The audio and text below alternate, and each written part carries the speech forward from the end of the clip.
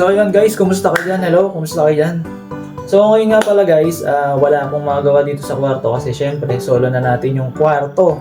Ayan, wala tayong kasama sa kwarto. So ngayon naisip ko, medyo naboboring ako. So ngayon naisip ko na maglinis muna tayo sa ating kitchen sa baba. Okay, so nakaka-boring syempre, paulit-ulit. So kailangan natin mag-isip kung ano yung gagawin natin. Kailangan every morning o bago pa magkinabukasan, alam mo na yung gagawin mo kinabukasan. So ngayon naisip ko maglilinis tayo sa baba o maglinis tayo, mag-mop tayo, di ba? Syempre gumagamit din tayo doon sa kusina, so kailangan natin maglinis kahit minsan, di ba? So ayun, sana yung mga nabagyo dyan sa Pilipinas, sana I hope na okay lang kayo, di ba? Paano guys? Let's go! Punta na tayo sa baba, maglinis tayo, okay? Let's go!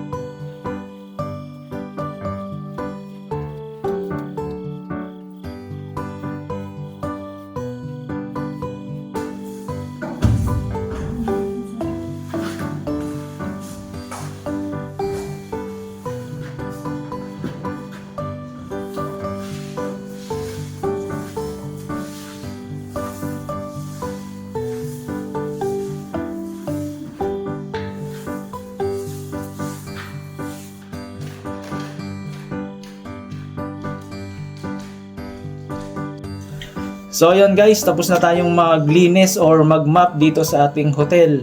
Mula first floor, second floor, third floor. Medyo nakakapagod din pala kasi medyo malawak din yung area ng aking minap.